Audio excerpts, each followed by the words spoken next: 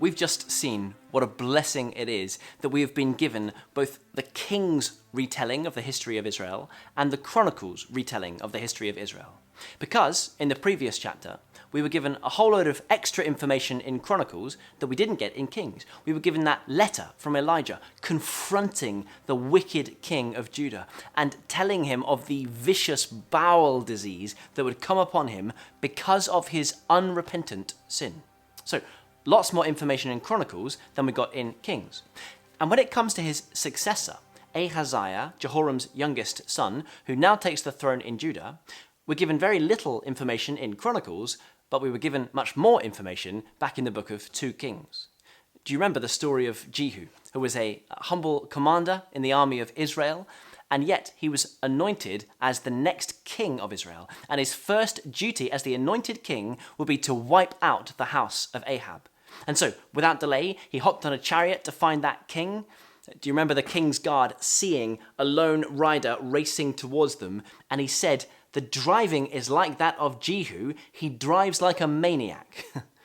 Well, Jehu was on his way to bring the judgment of God down upon that evil king. So he immediately killed the northern king, who was the son of Ahab.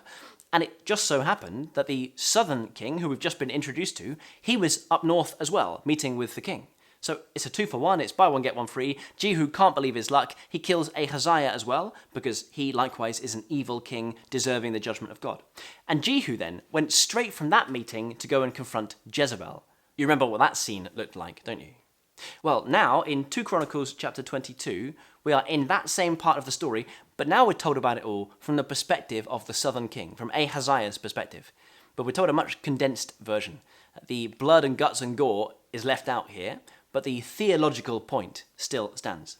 We read in verse 6, Ahaziah, son of Jehoram, king of Judah, went down to Jezreel to see Joram, son of Ahab, because he had been wounded. So he's having some recovery time. He's not active in his leadership of Judah during this era. He's gone for some R&R to go and visit Jehoram. And it's while these two kings are hanging out and enjoying each other's company that they get a visit from a man who drives like a maniac but speaks with the authority of God, bringing judgment down upon them. And it is there that he loses his life. Again, as far as Judah is concerned, no great tragedy for them.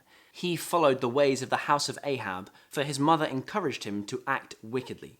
He did evil in the eyes of the Lord, as the house of Ahab had done. For after his father's death, they became wicked advisers to his undoing. So you see that he was seeking out the advice of the house of Ahab, and that advice was yet more evil influence upon him. His reign lasted for 1 measly but miserable year. And at the point of his death, we read, there was no one in the house of Ahaziah powerful enough to retain the kingdom.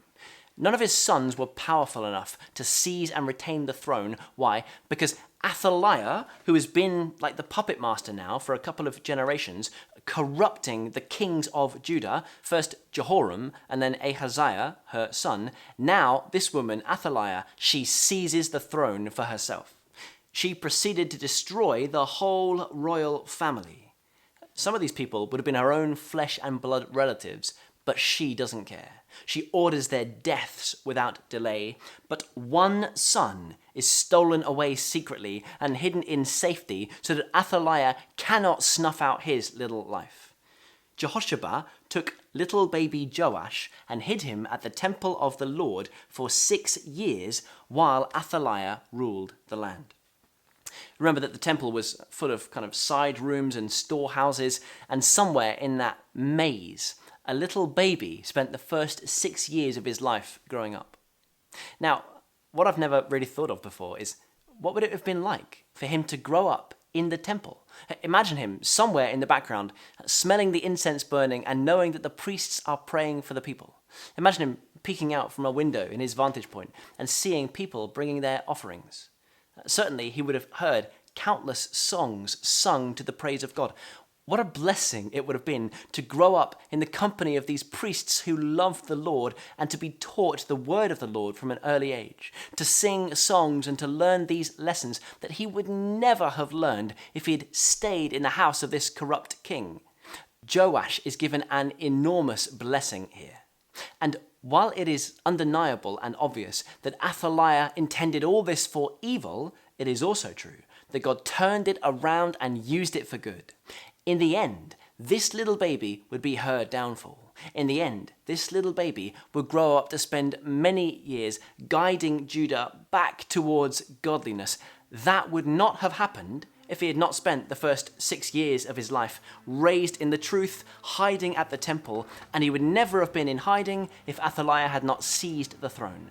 And so, her attempt to give the kingdom over to the powers of darkness directly led to her own death and the kingdom being brought back into the light. Clearly, God knows what he is doing, even when we are faced with difficulty. And if we trust him and hold on, we will see what he was up to all along.